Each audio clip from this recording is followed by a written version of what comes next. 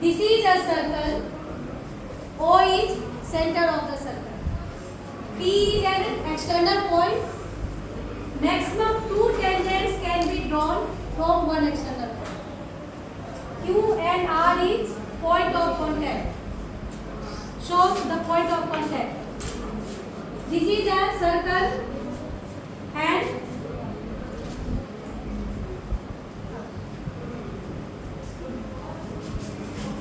ये आपका क्या हो गया? Length of tangent. यहाँ देखो सिर्फ एक ही जगह सर्कल को टच कर सकता है ना, सिर्फ एक जगह. तो जहाँ पॉइंट ऑफ कॉन्टैक्ट है ये लेंथ ऑफ टेंजेंट हो गई. ये और ये क्या हो गया? Length of tangent. यहाँ से यहाँ तक इसका बताओ कितना है इसका लेंथ?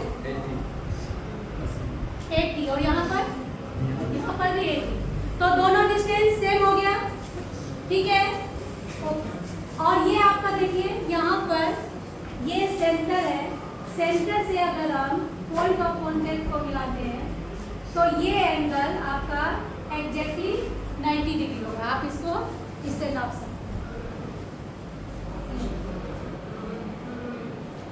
एग्जैक्टली 90 डिग्री है ना. नीचे से भी आपका ये आपका एग्जैक्टली 90 डिग्री होगा. ये आपका 90 डिग्री होगा. इसको आप चेक कर सकते हैं.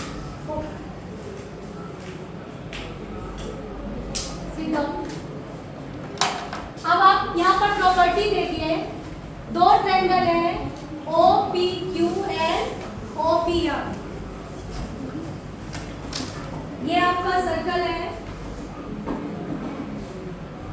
यहां से हमने एक टेंजेंट खींचा, यहां से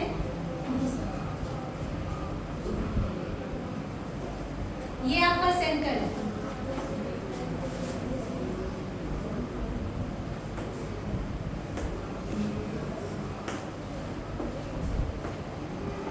तो अभी आपने क्या देखा? ये 90 है. पॉइंट ऑफ कांटेक्ट पर रेडियस कितना एंगल बनाता है? 90. पॉइंट ऑफ कांटेक्ट पे कितना बनाता है? 90. अब इन दोनों ट्रायंगल में आप देखिए ये आपका 90 डिग्री है. ठीक है. ये रेडियस इक्वल है. OP और OR क्या है? रेडियस. OQ और OR क्या है? Radius. Radius of circle is equal. ये आपका कॉमन साइड है और ये राइट एंगल ट्रायंगल का हाइपोटेन्यूज है ना. समझ में आ रहा है सबको? Yes ma'am. ये आपका हाइपोटेन्यूज है. तो कॉमन हाइपोटेन्यूज है जो कि इक्वल हो गया. रेडियस एक साइड इक्वल हो गया और ये राइट एंगल इक्वल है. तो RHS से दोनों ट्रायंगल क्या हो गए? कॉन्ग्रुएंट. इसलिए लेंथ ऑफ टेंजेंट इक्वल हो जाएगा. क्लियर है? तो ये लेंथ ऑफ टेंजेंट क्या हो गया? इक्वल. और CP से आपका ये एंगल और ये एंगल इक्वल हो गया. तो आपका ये एंगल जो सेंटर से मिलाता है एक्सटर्नल पॉइंट को और पॉइंट ऑफ कांटेक्ट से, ये एंगल और ये एंगल क्या हो गया? इक्वल. क्लियर है?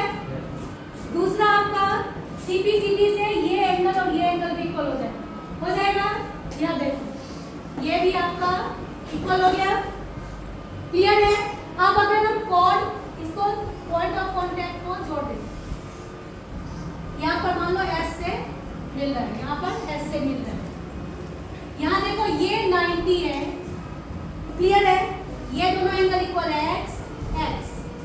ये 90 है और आपका ये भी आपका इक्वल हो जाएगा. ये कैसे हो जाएगा इक्वल? बोलो ये दोनों.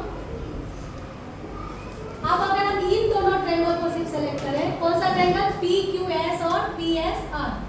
इसमें आप देखिए ये एंगल इक्वल है. ये साइड इक्वल है. ये कॉमन है ना. तो कौन ट्रायंगल कॉन्ग्रुएंट हो गए?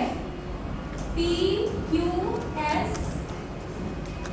कॉन्ग्रुएंट टू ट्रायंगल बोलो PRS.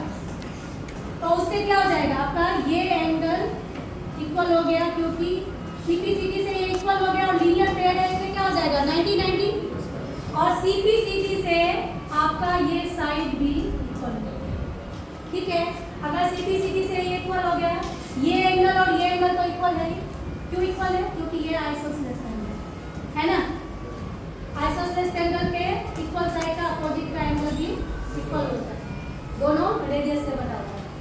तो ये एंगल इक्वल है और ये 90 है, ये 90 है, तो ये कितना हो गया 90 माइनस थीटा हो गया। ये थीटा है तो ये कितना हो गया 90 माइनस थीटा।